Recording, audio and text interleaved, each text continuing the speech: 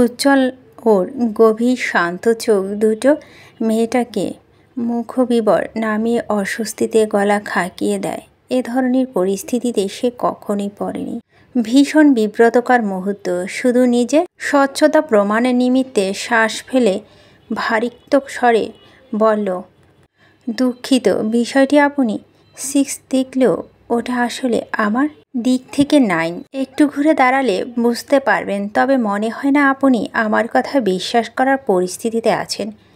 তবুও বলছি, ভরা আদালত, চারপাশে আইনশৃঙ্খলা বাহিনী। আমি বোকামি করেও চাইব না এতটা ঝুঁকি নিয়ে একটা মেয়েকে ধাক্কা দিয়ে তার চড় থাপ্পড় খেতে। কারণ আপনারা নারী শক্তিতে বলীয়ান। আসলে আমার তাড়া ছিল, একটা কেস আছে হাতে, তাই ছুটে ছুটে যাচ্ছিলাম এক প্রকার। সত্যি দুঃখিত মিস। কথাগুলি ধীরে ধীরে বলে। হাসি হাসি মুখ করে তাকিয়ে রইল উজ্জ্বল। সেহাও এতক্ষণে লোকটাকে খেয়াল করে ভালোই করে। সুদর্শনেই লোকটির চেহারা দেখে তাকে অমায়িক লাগছে। এর কথা বিশ্বাস করে নিতে ইচ্ছে হচ্ছে। ওই যে কিছু লোক আছে না, যাদের সাথে তরুণী মেয়েরা নিঃসংকোচে গিয়ে বলে, ভাইয়া একটু হেল্প করবেন। ঠিক ততটাই ভরসাযোগ্য সরল লোকটার চেহারা এবং বাচনভঙ্গি, কথাবার্তার ধীরতা, যেন সে স্বচ্ছ। এটা সে না প্রমাণ করে এখান থেকে নড়বেই না। সেহা নিমিষেই আইঠাই করে ওঠে। এবার নর্মতা ধারণ করে দৃষ্টিতে চোখ নামিয়ে নর্মস্বরে বলে, ইটস ওকে। লোকটা তখনও আবার খুব ঠান্ডা স্বরে হাসি মুখে বলে, ধন্যবাদ আমাকে বিশ্বাস করার জন্য। আর দাঁড়ায় না উজ্জ্বল। লম্বা কদমে হেঁটে কোর্টের দিকটায় যায়। সেহা দাঁড়িয়ে আছে ঠাই। ততক্ষণে দেখল লোকটার হাতে কালো কোট। চোখ কোর্ট থেকে বেরিয়ে আসে। সেহার দৃষ্টি ওর প্রখর। এত সুন্দর স্বল্প বয়সী উকিল এই কোর্টে। ঈর্ষাও এক হাত দিয়ে মুখ চেপে ধরে হাঁটছে দুর্বল পায়ে। ইহান বোনের হাত ধরে ভিড় ঠেলে এগিয়ে আসছিল। সেহার চঞ্চল দৃষ্টি সেই দিকটায় গিয়ে স্থির হতেই ছুটে যায়। আপু, কি হয়েছে? ঈর্ষাও বলে না কিছু। চোখ মুখ ক্লান্তির ছাপ, যেন বিছানা পেলে এক্ষুনি ঘুমিয়ে পড়বে মেয়েটা। ইহান ওদের দুজনকে গাড়িতে তুলে দিয়ে বলো, বাড়িতে গিয়ে ডক্টরকে কল করে দে, অসুবিধা নেই। ছোট মামি তো বাড়িতে। ঈর্ষা ফটফট করছিল তখনও। বড় দাদানকে বলল, আর ইরফান? সামান্য হাসে ইহান। গাড়ির জানালা দিয়ে বোনের মাথা হাত বুলিয়ে দিয়ে বলে, ওকে নিয়ে ফিরব। রাতে বিরতির সময় শেষ যখন সবাই আবার বিচার কক্ষে উপস্থিত হয়েছে, তখন একটা ঘটনা ঘটে গিয়েছে। নারী শিক্ষার্থীরা ভিতরে ঢুকে জামায়াত হয়েছে এবং নীরব শান্তিপূর্ণ এই অপশন। বাড়ি যেতে যেতে 2 দফা গাড়ি থামিয়ে বমি করেছে ইনশিয়াও। শেফাওকে নিয়ে যখন পা রাখল শান্তিনীর, তখন নেতানো লতার মতো ঠুলে পড়ছে প্রায় মেয়েটা। আলো আর ঋতু ধরে ধরে ওকে নিয়ে গিয়ে বিছানায় শুয়ে দিল। ওরা বাড়িতে বসে ইরফানের পথ চেয়ে আছে। মেয়ের মুখের দিকে তাকায়নি ঠিকভাবে কেউ, নয় তোবা আরও আগেই বুঝে যেত আলো। গতকাল থেকে খাওয়া দাওয়া নিয়ে বেশ শনিহা দেখিয়েছে। কিছুদিন আগে জ্বর থেকে উঠছে বলে এমন হচ্ছে হয়তো। আলো সেটা ভেবে নিয়েছে, কিন্তু এখন লক্ষণ ভিন্ন ঠেকছে। ফ্যাকাশে মুখটা সামান্য সজীবতা খেলে গেল আলো। মেয়ের দিকে ঝুঁকে এলে কিছুটা মাথায় পরম স্নেহ হাত বুলিয়ে দিতে ঈর্ষাও দুর্বল চোখে তাকায়। গলা কাঁপছে আলোর। অস্ফুট বলল, তুমি কি প্রেগনেন্ট? মায়ের হাসি হাসি মুখের এই আবেগীয় প্রশ্নটা শুনে ঈর্ষা হকচকালো কিছুটা। নিমিষে চোখের চাউনি বদলে দ্বিধা খেলা করে যায় সেখানে। প্রেগনেন্ট? সে প্রেগনেন্ট? অবুঝের মতো মা চাচিদের মুখের দিকে তাকাচ্ছে ঈর্ষাহ। তাই তো, সে আগে কেন বুঝলো না? এত অবশ্যে পরি ছুটে যায় নিজের ঘরে। একটা কিট নিয়ে এসে ঈর্ষার হাতে দিয়ে উত্তেজনা চেপে রেখে বলে, যা দেখে আয়। পূর্ণমী যায়নি। ওর সাক্ষ্য দেওয়া হয়ে গেলেও যায়নি পূর্ণমী। প্রীতম এসে ওর হাতটা ধরে যখন বলো, চল তোকে বাড়িতে দিয়ে আসি, আমার এখানে থাকা দরকার। পূর্ণমী যায়নি। সে এখন বসে আছে ভাইয়ার পাশে একেবারে পেছনের সারি বেঞ্চেতে। মাথা নিচু করে চুপচাপ ভাইকে অনুরোধ করে পিছনে বসেছে, কারণ পুনমি অনুভব করেছে কাঠগড়ায় দাঁড়ানো লোকটা হয়তো তাকে দেখছে। পুনমি চোখে না দেখেও সেটা অনুভব করছে। তার অস্বস্তি লাগছিল মানুষটার জন্য। তার চোখে কখনই ভীষণ বিরক্তকর ছিল সেই মানুষটার জন্য। সে নিজেই ওই অস্থিরতা, ওই ধূত মানুষটি থেকে লুকাতে চায়। ধরা পড়তে চায় না সে। আপুর ভাষায় বোকামি করতে চায় না সে। ইজলাসের ত্রিপক্ষী হট্টগোলের শব্দ আলোড়ন তুলেছে। সকাল থেকে এখন ভিড়টা একটু বেশি। পুনমি বুঝতে পারছে না কিছু। আস্তে ধীরে মিনমিনে স্বরে ভাইকে বলল, কি হচ্ছে ভাইয়া? জজ দুজন নিজেদের মধ্যে আলোচনা করে কাগজপত্র রেডি করছে। প্রসিকিউটর বসে আছেন, আর উনি করবে না ভেবে পুনমি করে ফেলল প্রশ্নটা। প্রীতম হালকা গলায় জবাব দিল, দাঁড়িয়ে আছে চুপচাপ। দীর্ঘ সময় আলোচনা শেষে সিনিয়র সভাপতি নিজ এজলাসে চাপা গুঞ্জন থামালেন। ততক্ষণে শান্তশিষ্ট উজ্জ্বল মাহমুদ হঠাৎ করে ছটফটিয়ে উঠে দাঁড়ালো। উঠে দৃষ্টি রাখে সিনিয়র মির্জাদের মুখের দিকে। আজ এতগুলো মানুষ তার মুখের দিকে তাকিয়ে আছে উদ্বিগ্নতা নিয়ে। উজ্জ্বল চোখ দিয়ে তাদের আশ্বস্ত করলেন, সব ভালো হবে। বিচারপতি মোর্শেদুর রহমান তার মোটা গোপের চুলকে কাগজপত্রগুলো আরও একবার ঝাঁকিয়ে নিলেন। লোকটার স্বাস্থ্য ভারী, কণ্ঠস্বর ফ্যাঁসে। এজলাসের সব লোকের দিকে তাকিয়ে তিনি তাদের মনোযোগ কেড়ে আর ওই ফ্যাঁসে গলায় উচ্চারণ করতে লাগলো, আপনারা সবাই চুপ করুন। আমাকে বলতে দিন, এই কেসের অন্যতম প্রধান সাক্ষী মিসেস পুনমি আহসানের সাক্ষ্য এবং সকলের ফরেন্সিক রিপোর্ট খতিয়ে দেখে সেসবের সত্যতা যাচাই করে এবং বাংলাদেশের বর্তমান দণ্ডবিধি ৪র্থ অধ্যায়ের রাইট অফ সেলফ ডিফেন্স উপশিরোনামে ধারা ১০০ এবং ১০৩ পর্যালোচনা করার পর আদালতে নিখুঁতভাবে বিবেচনা করেছেন এবং এই কেসের আসামি ইরফান মির্জা কর্তৃক সংগঠিত ঘটনাকে অপরাধ হিসেবে গণ্য করা হলো না। একই সাথে আদালত ওনার স্থায়ী জামিন মঞ্জুর করল। এই মামলা এখানেই সমাপ্ত। ইরফান বোকার মতো মোর্শেদুর রহমানের দিকে তাকিয়ে আছেন। মুহূর্তের যা তার চেহারা থেকে বোকা বোকা ভাব সয়ে গিয়ে ওই পেট মোটা পটকা মাছের মতো দেখছে, হাঁসের মতো ফ্যাঁসে গলা মানুষটার প্রতি নিদারুণ মুগ্ধতা এসে ভিড় করছে। ইরফানের ইচ্ছে হলো এক্ষুনি গিয়ে লোকটাকে কোলে নিয়ে কতক্ষণ নাচানাচি করতে। ইলহাম মির্জা বুকে হাত রেখে কেঁদে ফেলল আজ। এতক্ষণে এতটা অসহায় বোধ করছিলেন তিনি। এই অনুভূতি কাউকে বোঝানো নয়। শামিন আর ইসমাম দুপাশে থেকে আলগায় ভাইয়াকে। উজ্জ্বল মাহমুদ হাসি মুখে এগিয়ে যায় বিচারকের কাছে, গিয়ে একটা কাগজ নিয়ে এসে হাসতে হাসতে সই করে দেয় ইরফানের থেকে। ইরফান ততক্ষণে মনোযোগী হলো উজ্জ্বলের প্রতি। সামলাটে মুখটা আনাচে কানাচে অপ্রস্তুত ভাব। তখন ওভাবে সিনকেট করে সে লজ্জিত কম্পিত হাতে কাগজটাকে সাইন করে নর্মস্বর বলল, আই এম সরি। হাসল উজ্জ্বল, তবে বলল না কিছু। মির্জাবাড়ির লোকগুলো তাকে দেখছে। একটা লোক কিছুক্ষণ পর পর এত সুন্দর করে হাসি দেয় কীভাবে? উজ্জ্বল আরেকটু এগিয়ে যায় ইরফানের দিকে। ওর হাত থেকে কাগজটা নিতে নিতে হালকা গলায় বলল, মুক্ত বাতাসের স্বাদ বড়ই আশ্চর্য, তাই না? যাও গিয়ে এবার বউকে মন ভরে ভালোবাসো। ইরফান নামিয়ে নেয় চোখ। ছটফটে ভাব ওর অঙ্গভঙ্গিতে ফুটে ওঠে স্পষ্ট। না চাইতেও ওর দৃষ্টি চলে যায় তাকে খুঁজতে, জ্ঞানী আবার আদরের বোনকে। ইরফান দেখছে সেই থেকে গিয়েছে তার জন্য। এতটুকু মেয়েকে চোখে মুখে নিদারুণ ধীরতা ফুটিয়ে তুলে অকপটে কথা বলছিল আজ। আর এতক্ষণ সেই মেয়েটা এখানেই ছিল, এখন নেই কেন?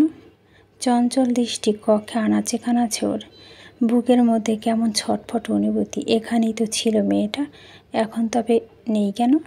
পুনমি বেরিয়েছে কিছুক্ষণ আগে ভাইয়ার হাত ধরে। ভাইকে তাড়া দিয়ে হন্তদন্ত হয়ে বেরিয়েছে। ক্যাবে উঠে অবাক চোখে প্রীতম বোনকে দেখে বিস্ময়সূচক কণ্ঠে বলে, এমন ছটফট করছিস কেন? শরীর খারাপ লাগছে? এভাবে চলে আসলি যে? দুপাশে ঘন ঘন মাথা নেড়ে পুনমি নিচু গলায় বলল, আমার যা জানার জানা হয়ে গেছে, তাই চলে এসেছি। এবার বাড়ি চলো। বাড়ি? অ্যাপার্টমেন্টে? হ্যাঁ। তো কোথায় যাব আমি? ওখানে যাবি তুই? না মানে ওই পরিবেশে। আবু বলছিল তোকে আমার শ্বশুরবাড়িতে নিয়ে রাখতে একদিনের জন্য। এই আমার অফিসের পাশে একটা ফ্ল্যাট ভাড়া করে। ভাইকে তৎক্ষণাৎ থামিয়ে দেয় পুনু। কেন? ওই পরিবেশে যাব না আমি কেন? ওটা ওই রাফিদের অ্যাপার্টমেন্ট বলে। ভাইয়া, আপু ওই ফ্ল্যাটের মালিক, আমি অবশ্যই যাব। আর রাফিদ তো ওই একজন, এই দুনিয়া ছড়িয়ে ছিটিয়ে বহু রাফিদ আছে, হয়তো আবার কখনো আসবে কেউ না কেউ। আমি কটা ফ্ল্যাট পাল্টে বাঁচবো। I have to fine. আর কথায় কথায় তুমি আপুকে ছেড়ে আলাদা হওয়ার কথা ভাবছো না তো আমাকে নিয়ে? আমি কখনো কোথাও যাব না আপুকে ছেড়ে। চমকে ওঠে প্রীতম বোনের কণ্ঠের তেজ দেখে। কিছু মুহূর্ত বোনে নিষ্পাপ মুখটা দিকে চেয়ে দেখে ওকে আলগে নেয় প্রীতমের পরম স্নেহে। টের পায় এখন পূনমি কাঁদছে, নিশ্চুপ কাঁদছে। একটু পরপর তার শরীর কেঁপে কেঁপে উঠছে। প্রীতম কোথাও যাবি না? না, ফুপিয়ে ফুপিয়ে জবাব দেয় পূনমি। মুহুর্মুহু কাঁপছে গোটা শরীরটা। ঈর্ষা বহু কষ্টে দেয়াল ধরে দাঁড়িয়ে ময়াভিভূত হয়ে তাকিয়ে আছে বেসিনের উপর রাখা কিটটায়। গাঢ় লাল দুটো দাগ, সেই সাথে পাশে ক্ষুদ্র মনিটরে ভেসে ওঠা পজিটিভ লেখাটা। ঈর্ষা কম্পিত হাতে ওয়াশরুমের দরজা খুলে দিতেই ওর মা ও চাচিরা উকি দিল।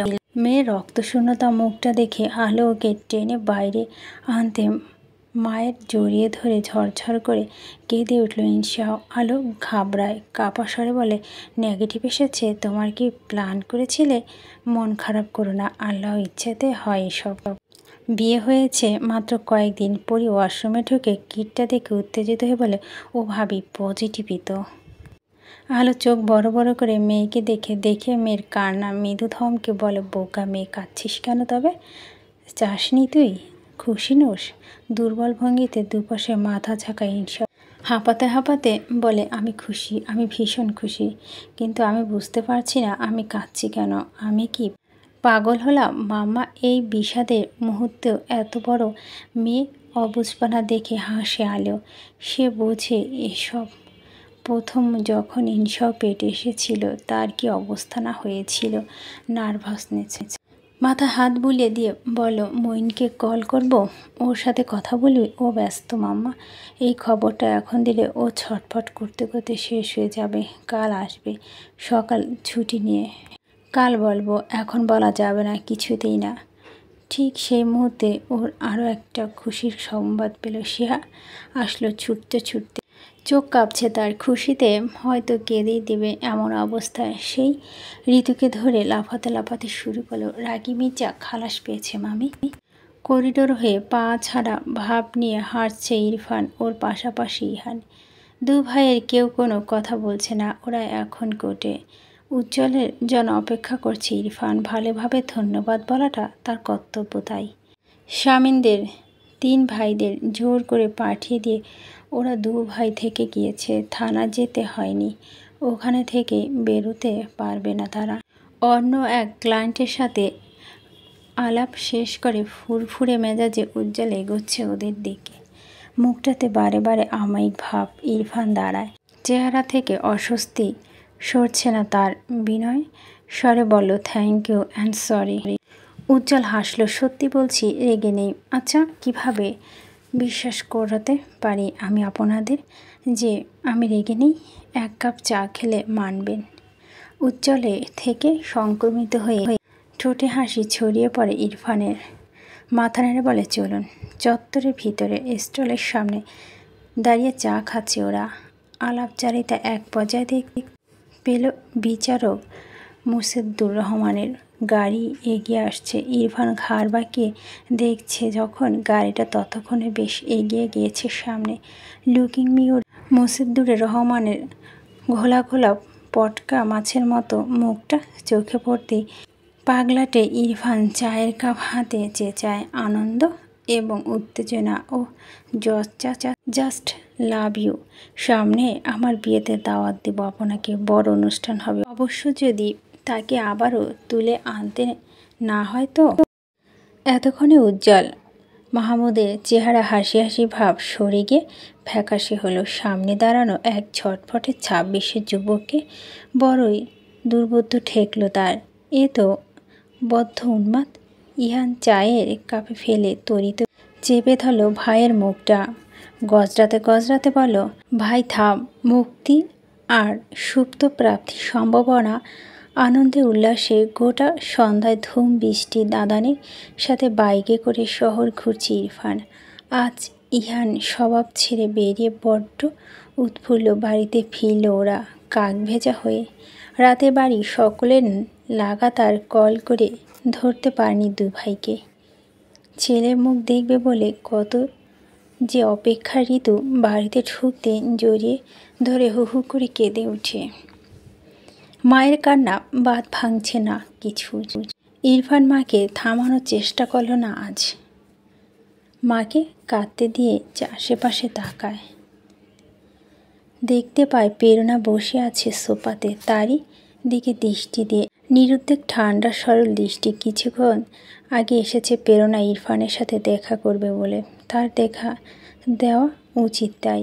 ঋতু ডুকরে কাঁদছে। ইরফান একবার থামাতে চাইছে মাকে, ঋতু থামছে না, উল্টো পাগলামি করে বলছে, আর কত জ্বালাবি, এবার শুধরাবি বল। কি চাই তোর?